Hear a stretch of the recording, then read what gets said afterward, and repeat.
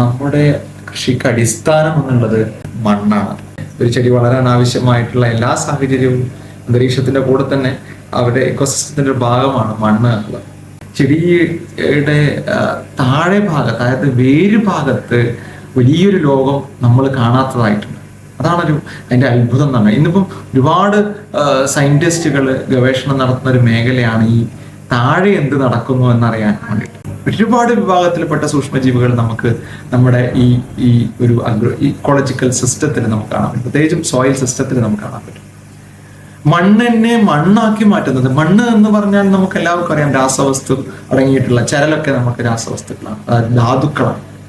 പിന്നെയുള്ള ബാക്കി വരുന്ന ഭാഗം എന്ന് പറഞ്ഞാൽ വായുവും വെള്ളവും അടങ്ങിയിട്ടുള്ള ഭാഗമാണ്. ഒരു 5% ജൈവാംശമാണ്. ഈ ജൈവാംശത്തിലാണ് നമ്മുടെ സൂക്ഷ്മജീവികൾ ഉള്ളത്. ഒരുപാട് ചത്തതും ചീഞ്ഞതുമായിട്ടുള്ള അവശിഷ്ടങ്ങളുടെ കൂടിയിട്ടാണ് സൂക്ഷ്മജീവികൾ ഉള്ളത്. അവരെ വിഘടിപ്പിക്കുന്നതും ഈ ഭൂമിയിൽ നടക്കുന്ന പല ചക്രങ്ങളുടെയും, നമുക്കറിയാം ഒരുപാട് ചക്രങ്ങൾ നടക്കുന്നത്, നമ്മളും ആ ചക്രത്തിന്റെ ഭാഗമാണ്. കാർബൺ ചക്രം, നൈട്രജന്റെ ചക്രം, അല്ലെ, സൾഫറിന്റെ ചക്രം, ഇങ്ങനെ ഒരുപാട് ചക്രം നടക്കുന്നുണ്ട്. ഏറ്റവും കൂടുതൽ പങ്കുവഹിക്കുന്ന ഒരു വിഭാഗമാണ് നമ്മുടെ സൂക്ഷ്മജീവികൾ. നമുക്കറിയാം, നമ്മളൊരു ചെടി നടുമ്പോൾ നമ്മൾ വിത്തിന് പുരട്ടുന്നൊക്കെ ആയിട്ട് നമ്മൾ ചില സൂക്ഷ്മജീവികൾ വിത്തിന് പുരട്ടുന്നൊക്കെ പറയും. അല്ലാതെ തന്നെ വിത്തിൽ ഇഷ്ടംപോലെ സൂക്ഷ്മജീവികളുണ്ട്, വിത്തുമായിട്ട് ബന്ധപ്പെട്ടെടുക്കുന്നത്. വിത്തിന്റെ സർഫസിലുള്ള സൂക്ഷ്മജീവികൾ എന്ന് പറയും. ചിലത് വേര് മുളക്കുമ്പോ തുടങ്ങി ആ ചെറിയ വെള്ള വേരുകൾ മുതൽ വേരില് റൈസോ പ്ലെയിൻ എന്ന് പറയും. ആദ്യം പറഞ്ഞത് സ്പെർമോ പ്ലെയിൻ എന്ന് പറഞ്ഞ പോലെ റൈസോ പ്ലെയിൻ എന്ന് പറയും. ഈ വേരിന്റെ മുകളിൽ ഒരുപാട് സൂക്ഷ്മജീവികളുണ്ട്. ഇനി വേര് പുറത്തേക്ക് സ്രവങ്ങൾ ഇരിക്കുമ്പോൾ അതിനെ ചുറ്റിപ്പറ്റിയിട്ട് ഒരുപാട് സൂക്ഷ്മജീവികൾ ജീവിക്കുന്നുണ്ട്. ഇലകളിലുണ്ട്, പൂക്കളിലുണ്ട്, ചെടിയുടെ അകത്തുണ്ട്. നമുക്ക് നമ്മുടെ ഗട്ടില് നമ്മുടെ ബാക്ടീരിയ ഒക്കെ ഉള്ള പോലെ തന്നെ ചെടിയുടെ അകത്ത് എൻഡോഫേസ് ആണ്. ഇതൊക്കെ അങ്ങോട്ടും ഇങ്ങോട്ടും ഒക്കെ കമ്മ്യൂണിക്കേറ്റ് ചെയ്തുകൊണ്ടും ശരിക്കും ഒരു മനുഷ്യ ശരീരത്തിലെ സൂക്ഷ്മജീവികളുടെ എണ്ണം മനുഷ്യ ശരീരത്തിലെ എനിക്ക് തോന്നുന്നു കോശങ്ങളുടെ എണ്ണത്തെക്കാട്ടും കൂടുതലാണ്. അതേപോലെയാണ് ചെടികൾ. അത്രയും സൂക്ഷ്മജീവികളുടെ കലവറയാണ് ഒരു ജീവനുള്ള സസ്യം. അതേപോലെ അതിന്റെ ചുറ്റിപ്പറ്റിയിട്ടുള്ള മണ്ണും ഒക്കെ. ചെടികളിൽ നിരന്തരമായിട്ട് നമ്മുടെ മണ്ണിലെ വ്യത്യാസം, കാലാവസ്ഥാ വ്യതിയാനം, നിരന്തരമായിട്ടുള്ള മഴ, ചൂട്, പിന്നെ നമ്മൾ ഉപയോഗിക്കുന്ന ചെടികളുടെ വൈവിധ്യങ്ങൾ, അതിനനുസരിച്ച് സൂക്ഷ്മജീവികളുടെ ഒരു പാറ്റേൺ മാറുന്നുണ്ട് നമ്മുടെ മണ്ണിൽ. അത് വലിയൊരു എന്താണ് ഇന്നത്തെ കാലാവസ്ഥ അടിസ്ഥാനത്തിൽ വന്ന ഈ മുകളിലുള്ള ചെടികളിലുള്ള മാറ്റം താഴെയുള്ള സൂക്ഷ്മജീവികളുടെ മാറ്റത്തിനും കാരണമാകുന്നുണ്ടെന്ന് പുതിയ സയൻസ് പറയുന്നത്.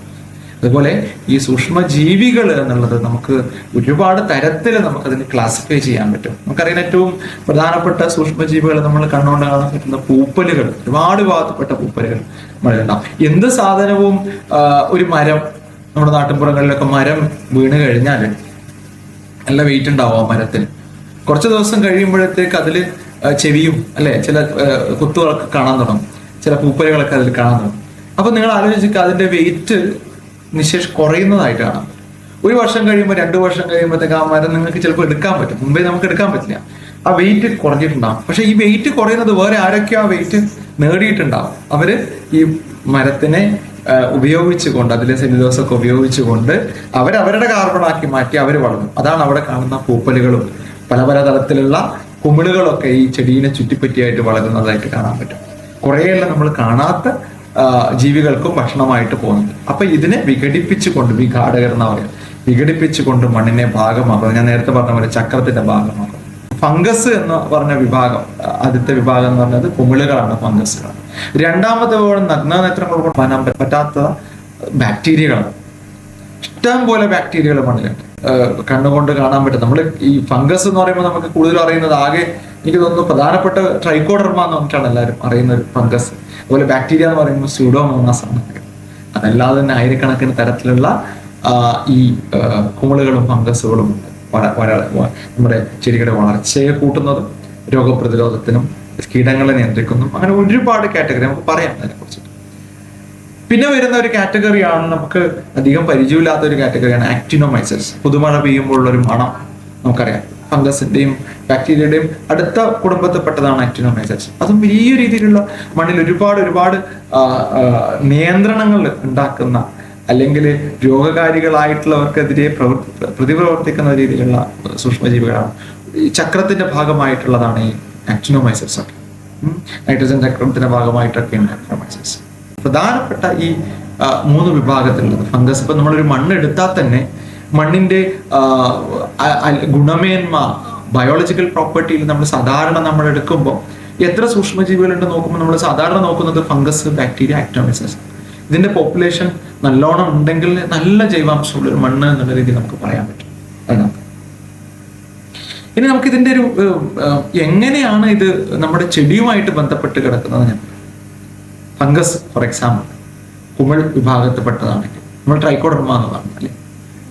കുറേ ഇപ്പം ഇതിലെ ഒട്ടുമിക്ക ഫംഗസ് ഈ പറഞ്ഞ ആക്ടിനോമൈസസ് അല്ലെങ്കിൽ ബാക്ടീരിയ വളർച്ചയെ കൂട്ടുന്നതാണ്. എങ്ങനെയാണ് വളർച്ചയെ കൂട്ടുന്നത്? ഈ സൂക്ഷ്മജീവികള് നമുക്കറിയാം, നമ്മള് പശുവിനെ വീട്ടിൽ വളർത്തുന്നു, അതിന് നല്ല പുല്ലും ഇതൊക്കെ കൊടുത്ത് പശുവിനെ നമ്മൾ വളർത്തി അതിന്റെ പാല് നമ്മൾ എടുക്കും, നമുക്ക് ആവശ്യമുള്ളതാണ് പാല്. അല്ലെങ്കിൽ നമ്മൾ കോഴിയെ വളർത്തുന്നു. അപ്പൊ നമ്മൾ എന്താണ് അതിനെ നന്നായിട്ട് ഫീഡ് ചെയ്ത് അതിനെ പോറ്റി അതിന്റെ ഉൽപ്പന്നം നമ്മൾക്ക് കിട്ടും. ഇവിടെ ഈ സൂക്ഷ്മജീവികളും ചെയ്യുന്ന ഇത്രയേ ഉള്ളൂ. ഈ സൂക്ഷ്മജീവികൾക്ക് വേണ്ടത് കാർബൺ ആണ്, അല്ലെങ്കിൽ നമുക്ക് പറയാം ഗ്ലൂക്കോസ് ആണ്, പഞ്ചസാരയാണ്, ഷുഗർ ആണെന്നൊക്കെ പറയുന്നത്. അത്തരം അവർക്ക് ജീവിക്കാൻ ആവശ്യമായിട്ടുള്ള എനർജി വേണം, അല്ലെങ്കിൽ ഭക്ഷണം വേണം. ആര് തരും? അത് സ്രവങ്ങളായിട്ടും അല്ലെങ്കിൽ മറ്റു തരത്തിലുള്ള പ്രൊഡക്റ്റ് ആയിട്ടും ചെടികളുടെ വേരിൽ നിന്നും വേരിന്റെ സർഫസിൽ നിന്നും അല്ലെങ്കിൽ അതിന്റെ ചുറ്റുപാട് നിന്നൊക്കെ കിട്ടണം. അല്ലെങ്കിൽ മറ്റ് ഫംഗസുകൾ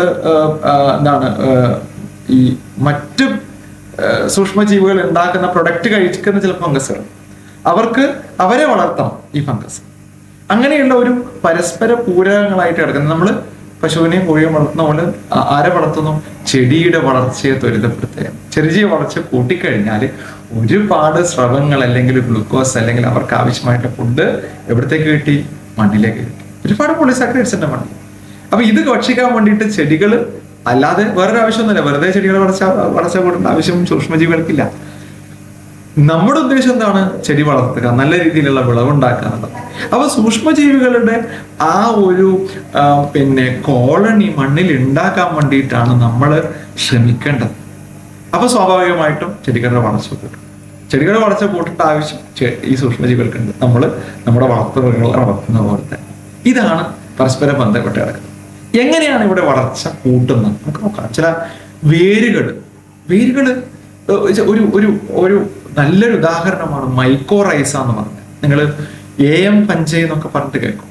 മൈക്കോറൈസ എല്ലാ വേരുകളിലും ഉണ്ട്, എല്ലാ വലിയ വൃക്ഷങ്ങളിലും ഉണ്ട്. നമ്മൾ നടുന്നതിന് മുമ്പ് മണ്ണിൽ ഒരു കുഴി ഉണ്ടാക്കി അതിൽ നടുന്നതിന് മുമ്പ് മണ്ണുമായിട്ട് നമ്മൾ മൈക്രോറൈസ മിക്സ് ചെയ്യും. ഒരു ഫംഗസ് ആണ്. ഈ ഫംഗസിന് എപ്പോഴും ആരുമായിട്ട് ബന്ധം വേണം? വലിയ ചെടികളുടെ വേരുമായിട്ട് എപ്പോഴും അബാധ്യമായ ബന്ധമുണ്ട്. ഇവരെന്താ ചെയ്യുന്നറിയോ?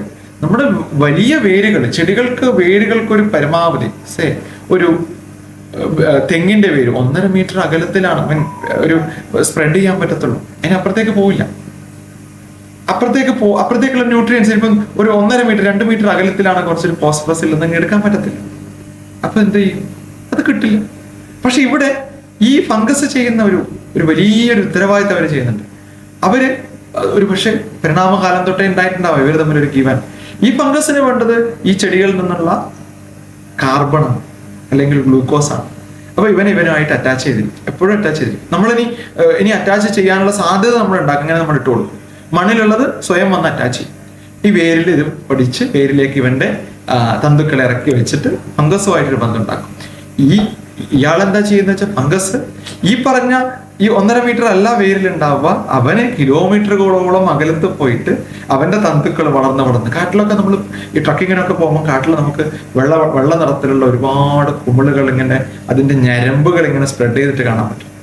അവരൊക്കെ ചെയ്യുന്ന ഈ കാര്യങ്ങളാണ്. അവർ വിഘാടകരും കൂടിയാണ്. അതേപോലെ ഈ വേരിലേക്ക് വളരെ ദൂരത്തുനിന്ന് അവർക്ക് ആവശ്യമായിട്ടുള്ള ന്യൂട്രിയൻസ്, ഫോസ്ഫറസ്, അത് ഏത് ഫോസ്ഫറസ് ആയിരിക്കും? ഫിക്സ്ഡ് ആയിട്ട് നമുക്ക് ചെടികൾക്ക് കിട്ടാത്ത രൂപത്തിലുള്ള ഫോസ്ഫറസിനെ അവരുടെ എൻസൈം ഉപയോഗിച്ച് വിഘടിപ്പിച്ചുകൊണ്ട് അവന്റെ ശരീരത്തിലൂടെ തന്തുക്കളിലൂടെ ആ ഫോസ്ഫറസിനെ ആർക്ക് കൊടുക്കുന്നു? ചെടിക്ക് കൊടുക്കുന്നു. വലിയൊരു കർമ്മമാണ്. ഫോസ്ഫറസ് എന്തിനാവശ്യമാണ്? ചെടികളുടെ വേരുകളുടെ വളർച്ചയ്ക്ക് ആവശ്യമാണ്. ഇതിന് ഒരു എന്താണ് സമ്മാനം എന്നോണം ഈ ഗ്ലൂക്കോസ്. അപ്പൊ അവിടെ ഗ്ലൂക്കോസ് ചെടിക്ക് ഫംഗസിന് കൊടുക്കുന്ന ഒരു ധർമ്മം ചെടി ചെയ്യുന്നത് ശരിക്കും അതിനു വേണ്ടിയിട്ടാണ് ഈ ഫോസ്ഫറസ് അങ്ങോട്ട് കൊടുക്കുന്നത്. ചെടികളിൽ വാസസ്ഥലം വേണം, ഗ്ലൂക്കോസ് കിട്ടണം, അതിന് സഹായിക്കുന്നതാണ്. ഇതാണ് ഒരു എക്സാമ്പിൾ, ഏറ്റവും വലിയൊരു എക്സാമ്പിൾ. അതേപോലെയാണ് നമ്മുടെ പയറ് ചെടികളിൽ നമ്മുടെ വേരുകൾ നോക്കിക്കഴിഞ്ഞാൽ ഇങ്ങനെ ഒരു എന്താണ് ഞരമ്പുകൾ പൊന്തി പൊന്തി പൊന്തി കാണാൻ പറ്റും. നോഡ്യൂൾസ് എന്നാ പറയുക, ഗോൾസ് നോഡ്യൂൾസ് ഒക്കെ ആവും. ഈ നോഡ്യൂൾ എന്ന് പറയുന്നത് ബാക്ടീരിയയുടെ ഒരു കലവറയാണ്. അതിനകത്ത് റൈസോബിയം എന്ന് പറഞ്ഞ ബാക്ടീരിയ എല്ലാ പയറ് ചെടികളും കാണാൻ പറ്റും. എന്താ ചെയ്യുന്നത്? ഇവര് അന്തരീക്ഷത്തിലുള്ള നൈട്രജനെ ഫിക്സ് ചെയ്ത മണ്ണിൽ ആക്കുമ്പോൾ എന്ത് പറ്റുന്നു? വളരും. ചെടി വളരുന്നു. ചെടി വളരേണ്ട ആരുടെ ആവശ്യമാണ്? ചെടി വളർന്നാൽ മാത്രമേ ഇവന് ഭക്ഷണമുള്ളൂ. അപ്പൊ ഇതാണ് പല പല സൂക്ഷ്മജീവികളും ചെയ്യുന്നത്. പിന്നെ മറ്റൊന്ന് ചെയ്യുന്നത്, ഒട്ടുമിക്ക മൂലകങ്ങളും നമുക്ക് അതിനെ കാറ്റഗറൈസ് ചെയ്യാം. ഇപ്പം നേരത്തെ ഞാൻ റൈസോബിയം എന്ന് പറഞ്ഞു, അതേപോലെ വേരിൽ അറ്റാച്ച് ചെയ്തിരിക്കുന്ന, വേരിൽ അറ്റാച്ച് ചെയ്യാതിരിക്കാത്ത ഒരുപാട് ബാക്ടീരിയകളുണ്ട്. അവർ തനതായിട്ട് ആക്ടിനോമൈസസ് ഉണ്ട്. അവർ തനതായിട്ട് അന്തരീക്ഷത്തിൽ നിന്ന് ഈ മണ്ണിലേക്ക് നൈട്രജനെ ഫിക്സ് ചെയ്തുകൊണ്ട് അവിടെ വളർത്തുന്ന ചെടി വളരാൻ വേണ്ടിയിട്ട് ചെടികൾക്ക് കാരണമാവുന്നുണ്ട് ഇവർ. അപ്പൊ സ്വാഭാവികമായി വളർന്നു കഴിഞ്ഞാൽ ഇവർക്ക് ഇഷ്ടംപോലെ ഭക്ഷണം കിട്ടും. അത് റിലീസ് ചെയ്യുന്ന ഭക്ഷണങ്ങൾ ഇവർക്ക് ഭക്ഷണമാക്കാം, അതിലെ ഗ്ലൂക്കോസുള്ള ഭക്ഷണമാക്കാം. പിന്നെ ഒരു വിഭാഗത്തിൽപ്പെട്ടതാണ് പൊട്ടാസ്യം. നമ്മൾ വിചാരിക്കുന്നതാണ് പൊട്ടാസ്യം എപ്പോഴും കിട്ടണമെന്നില്ല ചെടിക്ക്. പൊട്ടാസ്യം സൊല്യൂബിലൈസർ, അതിനെ സൊല്യൂബിലൈസ് ചെയ്തുകൊണ്ട് വിഘടിപ്പിച്ചുകൊണ്ട് ചെടികൾക്ക് അവൈലബിൾ ആവുന്ന രീതിയിൽ പൊട്ടാസ്യം മാറ്റുന്നത്. ഫോസ്ഫറസ് നേരത്തെ പറഞ്ഞ പോലെ, മൈക്രോറൈസ പറഞ്ഞു. അങ്ങനെ പല പല കോംപ്ലക്സ് ആയിട്ട്, സപ്പോസ് ഇപ്പൊ നമ്മള് ചാണകം ഇട്ട് കൊടുത്തു വെച്ചു, അല്ലെങ്കിൽ നമ്മൾ വേപ്പ് പിണ്ണാക്ക് കൊടുത്തു, നമ്മൾക്കതൊക്കെ സാധാരണ ജൈവവളങ്ങൾ കൊടുക്കും. ഇനി വേണ്ട, രാസവളങ്ങൾ കൊടുത്താൽ തന്നെയും ചിലപ്പോൾ അത് ചെടികൾക്ക് കിട്ടുന്ന രൂപത്തിലായിരിക്കണമെന്നില്ല. ചിലപ്പോൾ അത് ഫിക്സ്ഡ് ആയിരിക്കും. കെമിക്കലാണല്ലോ ഇതിനൊക്കെ, മണ്ണിൽ ഫിക്സ് ആയിരിക്കും. ഈ ഫിക്സ്ഡ് ഫോം എപ്പോഴും ഈ മൂലകങ്ങൾ ഇടുമ്പോൾ ചാണകമായിട്ടുള്ള അബ്സോർബ് ചെയ്യുന്നത് ചാണകത്തിനെ വിഘടിപ്പിച്ചുകൊണ്ട്. ഇവിടെയൊക്കെ ഓരോ ഘട്ടത്തിലും ഓരോ സൂക്ഷ്മാണുക്കളുണ്ട്. ഇപ്പം ചാണകത്തിലെ നൈട്രജനെ വിഘടിപ്പിച്ചുകൊണ്ട്, അതായത് നൈട്രിഫിക്കേഷൻ എന്നും പിന്നെ ഒരുപാട് പ്രോസസ്സ് ഉണ്ട്. ഡീനൈട്രിഫിക്കേഷൻ, കുറേയൊക്കെ അന്തരീക്ഷത്തിലേക്ക് കളയും തിരിച്ച്, അങ്ങനെയുള്ള കുറേ സൂക്ഷ്മജീവികളുണ്ട്. അപ്പോൾ നൈട്രോസോമോണസ് ഒരുപാട് ബാക്ടീരിയ ഉണ്ട്. അത്രയും കോംപ്ലിക്കേറ്റഡ് ആയിട്ട് ഞാൻ പറയുന്നില്ലെങ്കിൽ കൂടിയും ഈ വിഭാഗത്തിൽപ്പെട്ട ആൾക്കാരാണ് ഈ കോംപ്ലക്സ് ആയിട്ടുള്ള നമ്മുടെ വളങ്ങളെ വിഘടിപ്പിച്ചുകൊണ്ട് അതിൻ്റെ ഏറ്റവും അവൈലബിൾ ആയിട്ട് ചെടിക്ക് വലിച്ചെടുക്കാൻ പാകത്തിലേക്ക്, അല്ലെങ്കിൽ ചെടിയിലേക്ക് ഡിഫ്യൂഷൻ വഴി, അയോൺസ് ആണല്ലോ എല്ലാം ചെടിയിലെ വേരുകളിലേക്ക് കയറുന്ന രീതിയിലേക്ക് മാറ്റുന്നത് ഇത്തരം ആൾക്കാരാണ്. ഞാൻ പറഞ്ഞ പോലെ സൊല്യൂബിലൈസിങ്, അല്ലെ, ഇവരൊക്കെ ലയിപ്പിക്കുന്ന രീതിയിലേക്ക് മാറ്റുന്നത് സൂക്ഷ്മജീവികളാണ്. ആരുടെ ഉത്തരവാദിത്തമാണത്? അവർക്കത് അവർ യഥേഷ്ടം നിർവഹിച്ചാൽ അവർക്ക് ഭക്ഷണം കിട്ടുമെന്ന് അവർക്ക് നല്ല ബോധ്യമുണ്ട്. പിന്നെ ചിലതൊക്കെ നൈട്രജൻ, ഫോർ എക്സാമ്പിൾ, നൈട്രജനൊക്കെ സൂക്ഷ്മജീവികൾക്ക് ആവശ്യമാണ്. അവരുടെ ശരീരം എന്ന് പറഞ്ഞാൽ പ്രോട്ടീനാണ്. ഈ പ്രോട്ടീൻ എന്നുള്ളത് അമിനോ ആസിഡ് തന്മാത്ര, അല്ലെ, കൂടി വെച്ചിട്ടാണ് പ്രോട്ടീൻ ഉണ്ടാകുന്നത്. ഈ പ്രോട്ടീൻ്റെ അമിനോ ആസിഡിന്റെ പ്രധാനപ്പെട്ട കണ്ടന്റ് നൈട്രജനാണ്. ഈ നൈട്രജൻ നമ്മൾ ചിലപ്പോൾ യൂറിയ ആയിട്ടോ വളങ്ങളായിട്ടോ ചാണകമായിട്ടോ അല്ലെങ്കിൽ നമ്മുടെ കോഴിക്കാഷ്ടമായിട്ടോ ഒക്കെ നമ്മൾ കൊടുക്കുമ്പോൾ ഇത് ആദ്യം ചിലപ്പോൾ എടുക്കുന്നത് ചെടിയായിരിക്കണം എന്നില്ല, സൂക്ഷ്മജീവികളാണ്. സൂക്ഷ്മജീവികളിലൂടെ ചിലപ്പോൾ അത് ചത്തിട്ടോ അല്ലെങ്കിൽ അതിന്റെ പ്രോസസ്സ് മൂലയോ അതിലൂടെയാണ് ചെടികൾക്ക് കിട്ടുന്നത്. ഇൻഡയറക്ട്ലി ആണ് നമ്മൾ വിചാരിക്കുന്നത്, നേരിട്ടല്ല. നേരിട്ട് കിട്ടുന്നതുകൊണ്ട് അല്ലാതെയും മെജോറിറ്റിയും നമ്മുടെ സൂക്ഷ്മജീവികൾ. അപ്പോൾ നമ്മുടെ സൂക്ഷ്മജീവികളെ മണ്ണിൽ നിലനിർത്താൻ സ്വാഭാവികമായിട്ടുള്ള മണ്ണിലുണ്ടോന്ന് വെച്ചാൽ ഇഷ്ടം പോലെ സൂക്ഷ്മജീവികൾ മണ്ണിൽ. അതുകൊണ്ടാണ് പുതുമഴ പെയ്യുമ്പോൾ ആക്ടിനോമൈസസ് ഉള്ളതുകൊണ്ടാണ് പുതുമഴയുടെ മണം, മണ്ണിന്റെ മണം എന്ന് പറയുന്നത് സൂക്ഷ്മജീവിയുടെ മണം മണ്ണിലുണ്ട്. മണ്ണിന് ടെസ്റ്റ് കൊടുക്കുമ്പോൾ നമ്മൾ സൂക്ഷ്മജീവിയുടെ ശേഷം മണ്ണിലുണ്ട്. പക്ഷേ ഇതിലൊരു വ്യതിയാനം സംഭവിച്ചിട്ടുണ്ട്. നമുക്ക് ആവശ്യമായിട്ടുള്ള അല്ലെങ്കിൽ ചെടികൾക്ക് വളർച്ച നല്ല രീതിയിൽ പ്രൊമോട്ട് ചെയ്യുന്ന, നമുക്കറിയാം, ഒരു റബ്ബർ, കാപ്പി, ഒരു ചെറിയ പയറ്, ഇതിലുള്ള സൂക്ഷ്മജീവികളുടെ വേരിനെ ചുറ്റിപ്പറ്റിയിട്ടുള്ള അല്ലെങ്കിൽ വേരുന്ന് വരുന്ന സ്രവങ്ങളെ, രസങ്ങളെ ഉപയോഗിക്കാൻ പറ്റുന്ന ജീവികൾക്ക് ഒരു വ്യത്യാസമുണ്ട്. റബ്ബറിലുള്ള വേരുകളിലുള്ള ജീവികളായിരിക്കണമെന്നില്ല പയറിലുള്ളത്, നേരത്തെ പ്ലാവിലുള്ളത്, അല്ലെങ്കിൽ ഒരു പച്ചക്കറി മറ്റേതെങ്കിലും കുരുമുളക്, വ്യത്യാസമുണ്ട്. അപ്പൊ ഇതിനെ മനസ്സിലാക്കിക്കൊണ്ടാണ് പലപ്പോഴും അതിന്റെ പ്രത്യേക രൂപത്തിലുള്ള വളക്കൂട്ടുകൾ, നമ്മൾ പറയും plant growth promoting bacteria, PGPR എന്ന് പറഞ്ഞിട്ട് ഒരുപാട് ഏജൻസികൾ, നാഷണൽ ഇൻസ്റ്റിറ്റ്യൂട്ടുകൾ, നമ്മുടെ തൊട്ടടുത്തുള്ള സുഗന്ധവിള ഗവേഷണ കേന്ദ്രങ്ങളൊക്കെ ഇതിനെ ഗവേഷണം നടത്തി. PGPR mixture, plant growth promoting rhizobacteria, ഒരു കൂട്ടം ബാക്ടീരിയ ആണ്. അതിനെ നമ്മൾ ഇതിലിട്ട് കൊടുത്താൽ വേരുകളെ വളർച്ച കൂടും, ചെടിയുടെ വളർച്ച കൂടും എന്ന് മനസ്സിലാക്കണം. കാരണം അതിന് സ്പെസിഫിക്കേഷൻ ഇന്ന ചെടികൾക്കെല്ലാം ഉപയോഗിക്കാൻ നമുക്ക് എന്ന് പറഞ്ഞാൽ തീർച്ചയായിട്ടും നമുക്ക് കൊടുക്കാം. എന്തിനാണ് ഇത് കൊടുക്കുന്നത്? പലപ്പോഴും ട്രൈക്കോഡർമ നമ്മൾ എന്തിനു ഇതായിട്ട് കൊടുക്കുന്നു? ട്രൈക്കോഡർമ മണ്ണിലില്ലേ? ഉണ്ട്. ട്രൈക്കോഡർമ ഇഷ്ടംപോലെ മണ്ണിലുണ്ട്. ബാസിലസ് ഉണ്ട്, സ്യൂഡോമോണാസ് ഉണ്ട്. പക്ഷെ എത്രത്തോളം ഉണ്ട്? അവിടെയാണ് നമ്മുടെ ഈ സൂക്ഷ്മാണു വളങ്ങളുടെ അല്ലെങ്കിൽ സൂക്ഷ്മജീവികളുടെ ഒരു ശാസ്ത്രീയമായിട്ടുള്ള ആപ്ലിക്കേഷന്റെ ഒരു വശം എന്നുള്ളത്. എന്താണ് ആ വശം? നമുക്കൊരു ഒരു ഒരു പ്രോബയോട്ടിക് എന്ന് പറഞ്ഞിട്ട് ഡോക്ടർ പറയും കഴിക്കാൻ വേണ്ടിയിട്ട്. നമ്മുടെ ശരീരത്തിലുണ്ട്. നമ്മൾ ആന്റിബയോട്ടിക് കഴിച്ചപ്പോൾ കുറേയൊക്കെ നശിച്ചപ്പോൾ നമ്മൾ പറയും തൈരൊക്കെ കുടിക്കണം പറയും അല്ലെ. കുറച്ച് തൈര് അധികം കുടിച്ചോളൂ, അല്ലെങ്കിൽ ഫ്രൂട്ട്സ് കഴിക്കണം, അല്ലെങ്കിൽ ഫെർമെന്റ് ചെയ്തിട്ടുള്ള അല്ലെ വെച്ച് നമ്മളെ അപ്പമൊക്കെ പോലെയുള്ള സാധനങ്ങൾ ഫെർമെന്റ് ചെയ്തതാണ്, ഒളിപ്പിച്ചിട്ടുള്ള സാധനങ്ങൾ. അപ്പൊ മൈക്രോബിയൽ പോപ്പുലേഷൻ നമ്മുടെ വയറ്റിൽ കൂടുന്നത് നമ്മുടെ ഫ്രണ്ട്ലിയാണ്. ചിലർ കൈവച്ച് കഴിക്കണം എന്നൊക്കെ പറയാം അല്ലെ. നമ്മുടെ കയ്യിലുള്ള ഫേവറിങ് നല്ല ഡൈജസ്റ്റീവിന് സഹായിക്കുന്ന ബാക്ടീരിയകളൊക്കെ നമ്മൾ അകത്തേക്ക് ചെല്ലും, കുറച്ചും കൂടെ കണ്ടീഷൻസ് ഫേവർ ആക്കാം. അതേപോലെയാണ് നമ്മൾ നിരന്തരമായിട്ടുള്ള മഴ കേരളത്തിലെ മണ്ണില് ഒരു ചെറിയ വ്യതിയാനം ഉണ്ടാക്കിയിട്ടുണ്ട്. PH നിങ്ങളൊക്കെ ഒരുപക്ഷെ കുമ്മായൊക്കെ ഇടുന്നവരായിരിക്കും. ഈ PH എന്നുള്ള വ്യതിയാനം എന്നുള്ളത് അമ്ലത കൂടും. മഴ പെയ്യുമ്പോൾ സ്വാഭാവികം കേരളത്തിന്റെ മണ്ണിന്റെ പ്രത്യേകത കൂടിയാണ്. അമ്ലത കൂടുന്ന സമയത്ത്, അസിഡിറ്റി കൂടുന്ന സമയത്ത്, പുളിപ്പ് രസം കൂടുന്ന സമയത്ത് അവിടെ ബാക്ടീരിയയുടെ പോപ്പുലേഷൻ കുറയും, ഫംഗസിന്റെ പോപ്പുലേഷൻ കൂടും. ഫംഗസിനാണ് ഈ അമ്ലത ഇഷ്ടം. ബാക്ടീരിയ കുറച്ചും കൂടി ന്യൂട്രലാണ് ഇഷ്ടം. ചില ബാക്ടീരിയ ഉണ്ട് അവർക്ക് ഈ അസിഡിറ്റിയിൽ ത്രൈവ് ചെയ്യാൻ പറ്റുന്ന, പുളിപ്പ് രസത്തിനെ ഇഷ്ടമുള്ള ബാക്ടീരിയകൾ മാത്രമാണ്. അത് നോക്കൂ, നമുക്ക് വേണ്ടത് ഒരു കൂട്ടം ബാക്ടീരിയ ആണെങ്കിൽ ഇവൻ മാത്രം വളർന്നു കഴിഞ്ഞാൽ അത് ചെടിക്ക് ഗുണമാണോ? ചെടിക്ക് ഉപകാരപ്പെട്ടതായിരിക്കും വളർന്നു. മറ്റതിനെ ചിലപ്പം ഇല്ലാതാക്കുന്ന ബാക്ടീരിയ. ഇങ്ങനെയൊക്കെ നമ്മുടെ മണ്ണിൽ നടക്കുന്നുണ്ട്. കൃഷിയിടത്തിൽ നമുക്ക് വേണ്ടത് ഒരു യൂണിഫോം ആയിട്ടുള്ളല്ലേ, ഒരേപോലെയുള്ള വളർച്ച വേണം. നല്ല മണ്ണ്, അടുത്ത പ്രാവശ്യം കൃഷി ചെയ്യേണ്ട മണ്ണാണ്. അപ്പൊ മണ്ണിനെ നല്ല രീതിയിൽ നമുക്ക് നിലനിർത്തണം. മണ്ണിലെ മൂലകങ്ങളൊന്നും നഷ്ടപ്പെടാൻ പാടില്ല.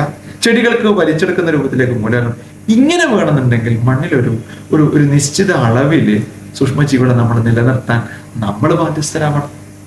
എങ്ങനെയാണത്?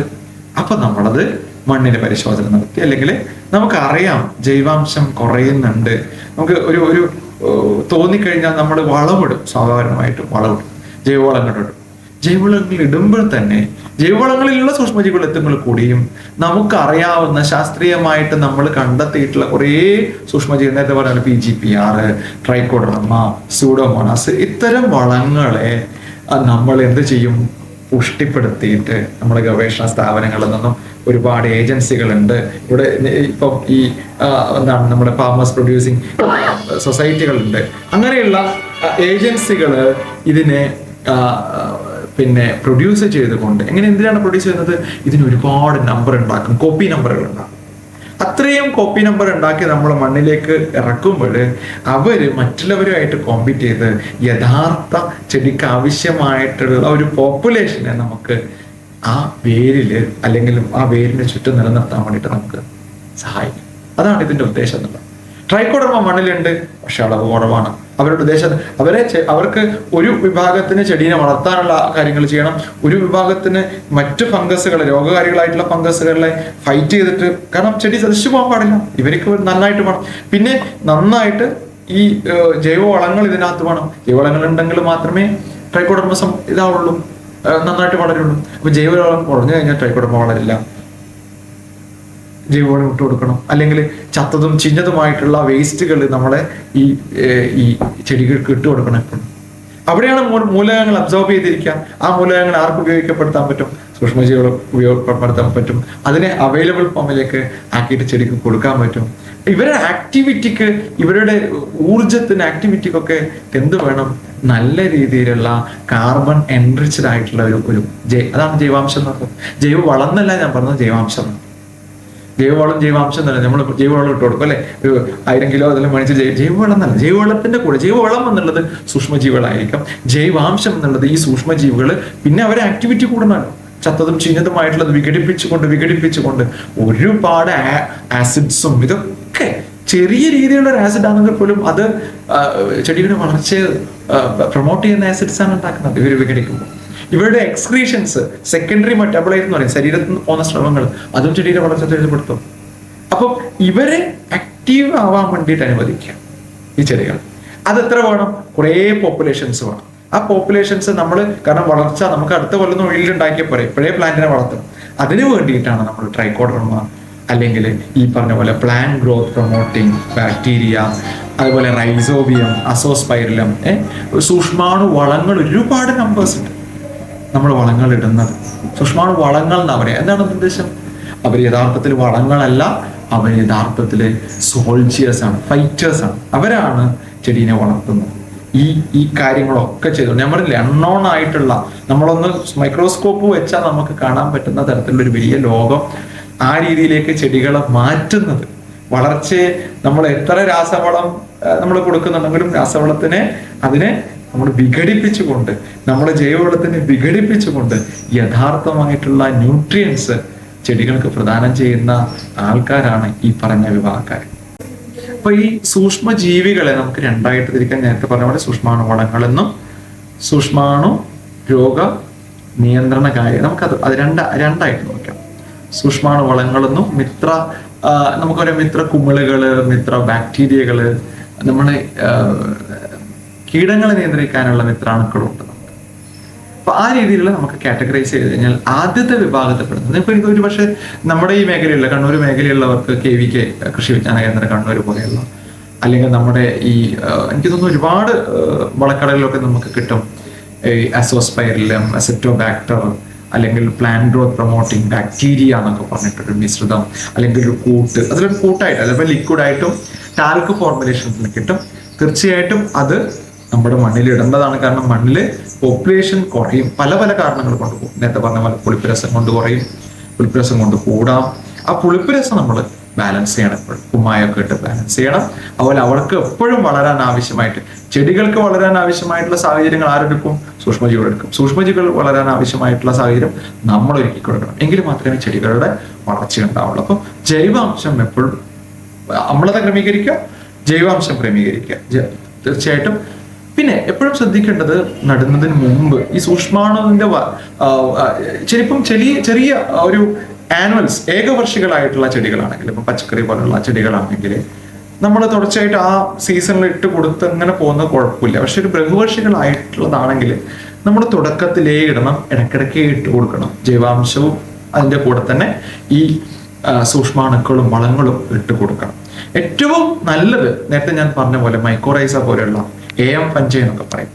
മുമ്പേ അത് ആബ്രസ്കുലാർ മൈക്കോറൈസൽ ഫംഗസ് എന്നൊക്കെ പറഞ്ഞ് അതിനെ വിളിക്കാറുണ്ട്. ഇപ്പോൾ അതിനെ വെസിക്കുലർ വാം എന്നൊക്കെ പറയാം, VAM എന്നൊക്കെ പറയാം. മുമ്പേ ഇപ്പോൾ AM എന്ന് പറയുന്നത് ഇവിടെയൊക്കെ കിട്ടാറുണ്ട്. എല്ലാ മിക്ക കടകളിലും അല്ലെങ്കിൽ നമ്മുടെ സ്ഥാപനത്തിൽ തന്നെ കിട്ടാറുണ്ട്. നമ്മളെ കുഴി തടത്തിലൊക്കെയാണ് നമ്മൾ ഇട്ടുകൊടുക്കുക. അപ്പം വൺസ് അത് വേരിൽ ആയിക്കഴിഞ്ഞാൽ തുടർച്ചയായിട്ട് അത് വളർന്നുകൊണ്ടും ജൈവാംശം മാത്രം അതിൽ മെയിൻറ്റെയിൻ ചെയ്താണ്. അപ്പൊ ഇങ്ങനെ ഇതാണ് അതിന്റെ രീതി. ഇതിൽ നൈട്രജനെ സൊല്യൂബിലൈസ് ചെയ്യുന്ന ബാക്ടീരിയകളെ ശ്രദ്ധിക്കണം, അത് വേണം.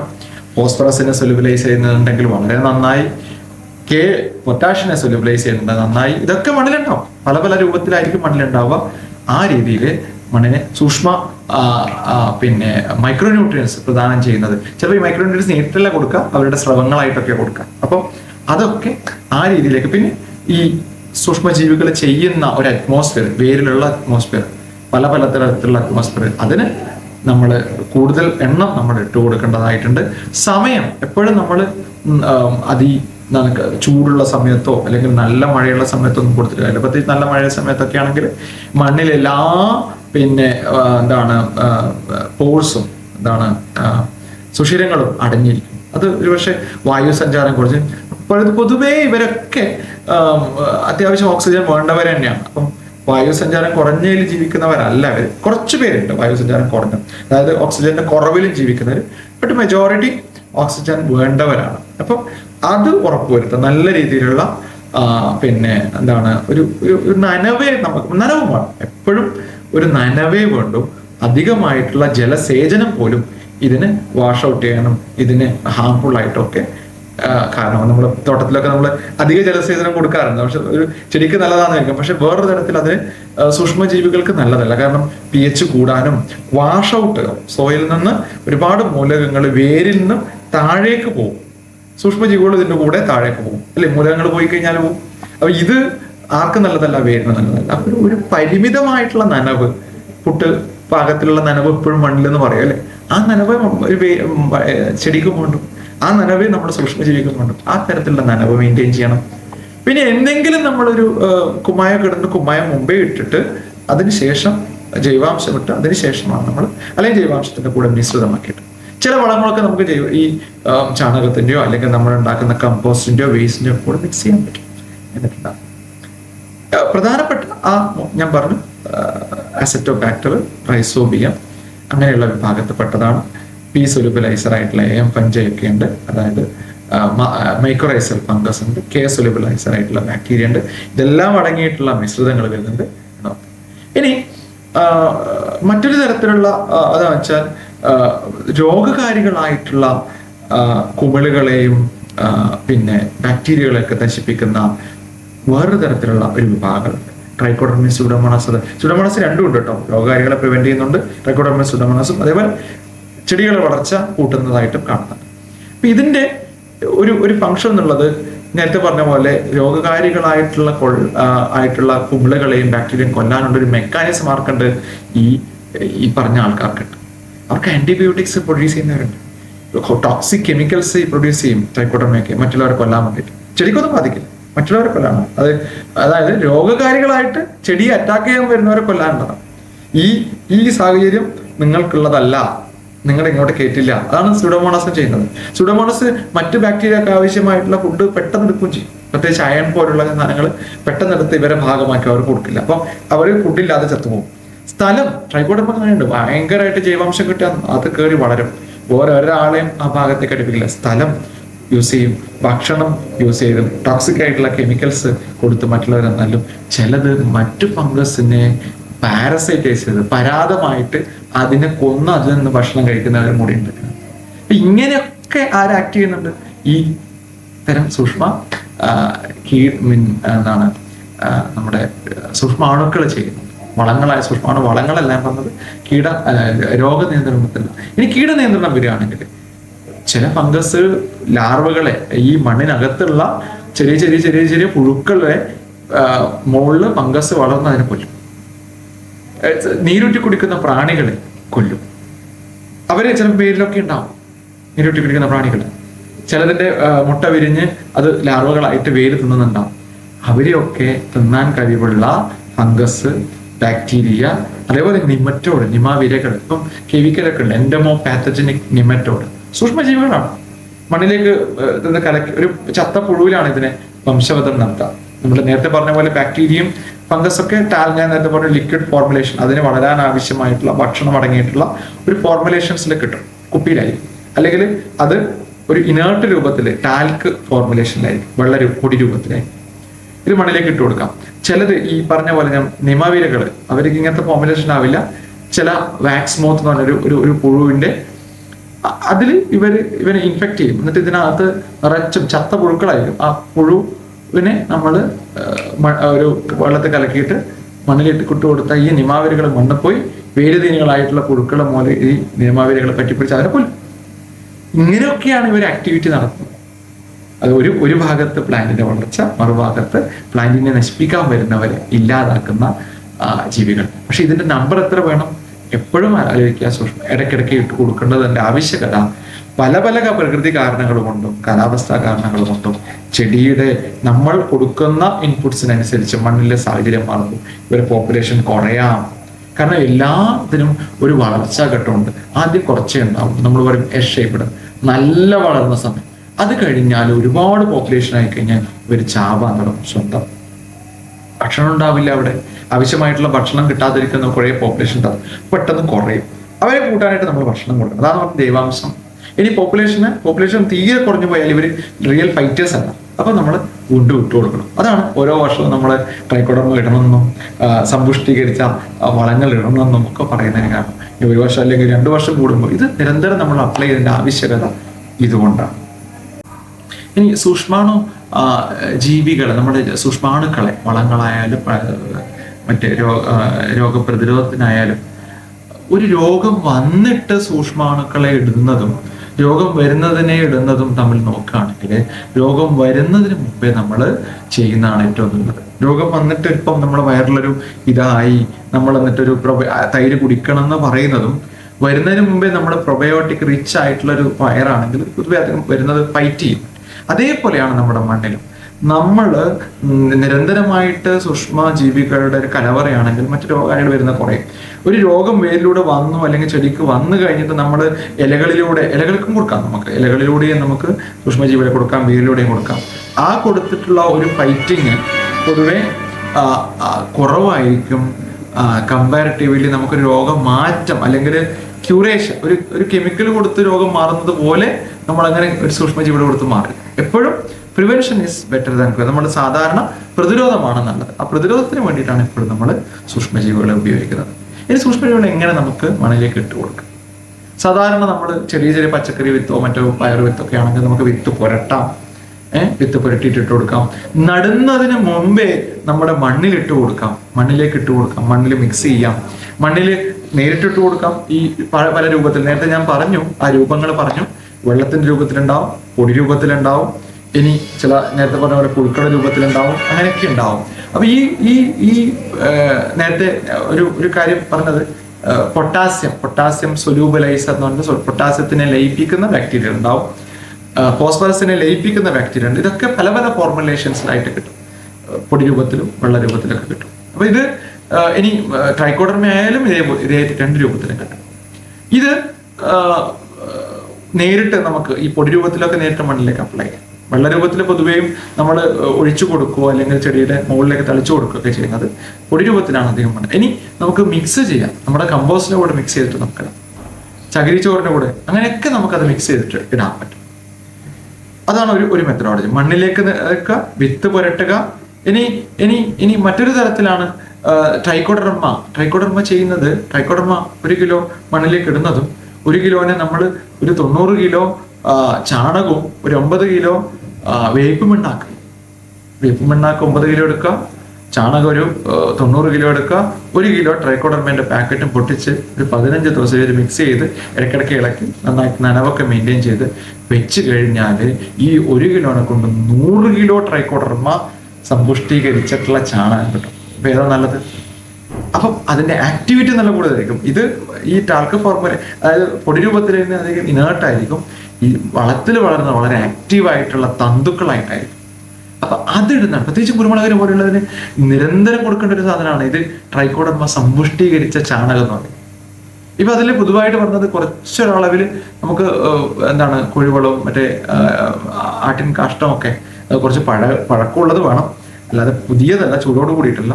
ഇതിൽ വളർന്നതായിട്ട് കാണുന്നുണ്ട് ട്രൈക്കോഡർമ. അപ്പൊ നല്ലതല്ലേ അത് നമുക്ക് നല്ല രീതിയിൽ. രണ്ടാമത്തെ കാര്യം, ഒന്ന് വളർച്ച കൂട്ടുന്നുണ്ട്. പ്രത്യേകിച്ച് കുരുമുളകിൽ മണ്ണിലൂടെ വരുന്ന ദ്രുതവാട്ടം പോലെയുള്ള രോഗങ്ങളെ നല്ല രീതിയിൽ, പ്രത്യേകിച്ച് ആ ദ്രുതവാട്ടത്തിന്റെ കുമിളിനെ ഇല്ലാതാക്കുന്നതാണ് ഈ ട്രൈക്കോഡർമ.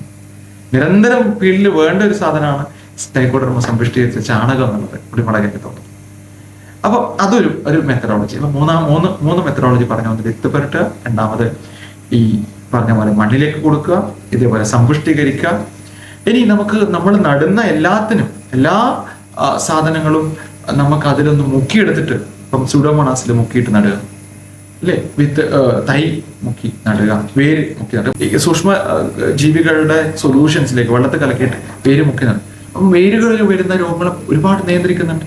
അപ്പൊ നമുക്കും അത് നല്ലൊരു പ്രായോഗികമായിട്ടുള്ളതാണ്. നമ്മൾ നടാൻ ഉദ്ദേശിക്കുന്ന നമ്മൾ ഒരു കൂട പൊട്ടിച്ചാൽ ആ കൂടൊക്കെ ഒന്ന് നനച്ചു കൊടുക്കുക. ഇത് നമ്മുടെ സൂക്ഷ്മാണു വളങ്ങളെ അതിനെ കൊണ്ടൊന്ന് ഒരു മിശ്രിതം കൊണ്ട് നനച്ചു കൊടുക്കുന്നത് നല്ലതാണ്. കാരണം ഈ മണ്ണിലൊക്കെ അത് വരും, പറ്റിപ്പിടിക്കും. വളരുന്ന വേരുകൾക്ക് നേരെ കിട്ടി ഇത്രയും കലവറ.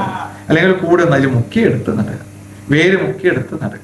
നമ്മൾ നടാൻ ഉപയോഗിക്കുന്ന ഇഞ്ചിയുടെയോ മറ്റോ ഒക്കെ ഈ ട്രൈക്കോഡർമയോ സൂഡോമോണാസ് വെച്ച് ട്രീറ്റ് ചെയ്തിട്ട് നടുക.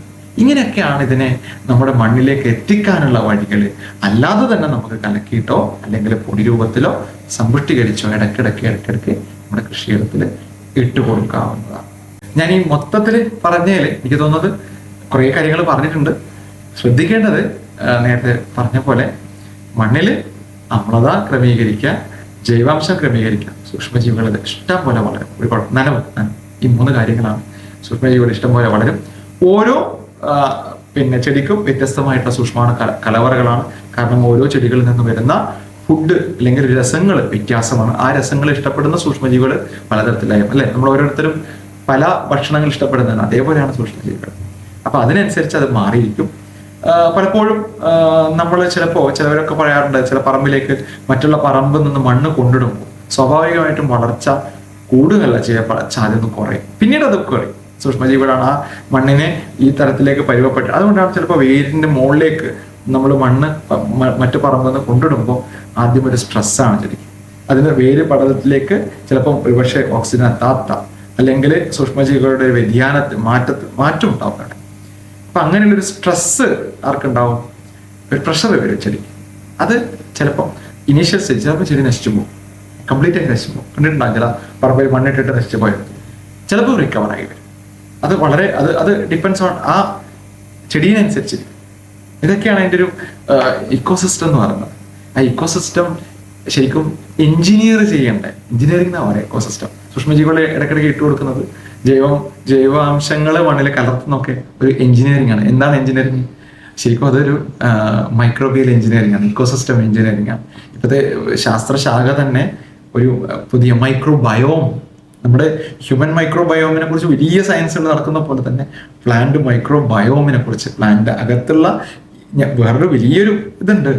പുറത്തെ മൈക്രോബ്സ് അല്ലെങ്കിൽ സൂക്ഷ്മജീവികൾ ചെയ്യുന്ന പ്രതിപ്രവർത്തനങ്ങളൊക്കെ അകത്തെയും സൂക്ഷ്മജീവികളെ ബാധിക്കുന്നുണ്ടെന്നുള്ളൊരു സത്യം കൂടി. അപ്പൊ ഇതെല്ലാം പരസ്പര പൂരകങ്ങളായിട്ട് കിടക്കുന്നതാണ്. അപ്പോൾ മണ്ണില് ജൈവാംശം ചില സമയത്തെ ജൈവാംശത്തിൽ നമുക്ക് നേരത്തെ ഞാൻ പറഞ്ഞ പോലെ നൈട്രജന്റെ അളവ് കുറവുണ്ടാവും, പൊട്ടാസ്യത്തിന്റെ അളവ് കുറവുണ്ടാവും. ഇങ്ങനെയുള്ള ഘട്ടത്തിൽ നമ്മൾ ചെടിയുടെ അത് ലക്ഷണങ്ങൾ കാണിക്കുകയും ചെയ്യുമ്പോൾ തീർച്ചയായിട്ടും നമ്മളത് ഇട്ട് കൊടുക്കണം. ചെടിക്ക് വേണ്ടി മാത്രമല്ല, ചെടിയുടെ ലക്ഷണം കാണിക്കുന്നത് തീർച്ചയായിട്ടും എന്താണ്, ചെടിക്ക് അത് കിട്ടുന്നില്ല എന്നാണ്. ചെടിക്ക് മാത്രമല്ല, ചിലപ്പോൾ സൂക്ഷ്മജീവികൾക്ക് അത് കിട്ടുന്നുണ്ടാവില്ല. അപ്പൊ ആരെ ആക്ടിവിറ്റി പോയി? സൂക്ഷ്മജീവികളുടെ ആക്ടിവിറ്റി. അപ്പം നമ്മൾ കൊടുക്കുന്ന ചിലപ്പോൾ കുറച്ച് യൂറിയ ആയിരിക്കാം, അല്ലെങ്കിൽ കുറച്ച് അധികം നമ്മൾ കോഴിവളമായിരിക്കാം, അല്ലെങ്കിൽ കൗ യൂറിയൻ, അതായത് നമ്മുടെ പശുവിൻ മൂത്രമൊക്കെ ഉപയോഗിച്ചിട്ടുള്ള ഇതായിരിക്കാം. അത് എക്സ്ട്രാ നമ്മൾ കൊടുക്കുമ്പോൾ അവിടെ ചെടിയുടെ വളർച്ച മാത്രമല്ല സൂക്ഷ്മജീവിയുടെ വളർച്ചയാണ്. അപ്പൊ അത് എപ്പോഴും നിലനിർത്തേണ്ട ഒരു അതൊരു എഞ്ചിനീയറിംഗ് എന്നാ പറയാം. അത് നിലനിർത്തേണ്ട ഉത്തരവാദിത്തം കർഷകർ എന്ന രീതിയിൽ, ഒരു ഗ്രോവേഴ്സ് അല്ലെങ്കിൽ പ്ലാന്റേഴ്സ് എന്ന രീതിയിൽ നമ്മുടേതാണ്. കാരണം പ്ലാന്റിന്റെ ആരോഗ്യം മണ്ണിന്റെ ആരോഗ്യമാണ്, മണ്ണിന്റെ ആരോഗ്യം നമ്മുടെ കയ്യിലാണ്, നമ്മൾ മാനേജ് ചെയ്യുന്നതനുസരിച്ചാണ്. അങ്ങനെയാണ് നമുക്ക് ഉൽപാദനം കൂട്ടാനും നല്ല വിളവ് ഉണ്ടാക്കാൻ പിന്നെയും നമ്മുടെ ഈ ലോകത്ത് കൃഷി നിലനിൽക്കാനൊക്കെ സഹായിക്കുള്ളൂ. നന്ദി, നമസ്കാരം.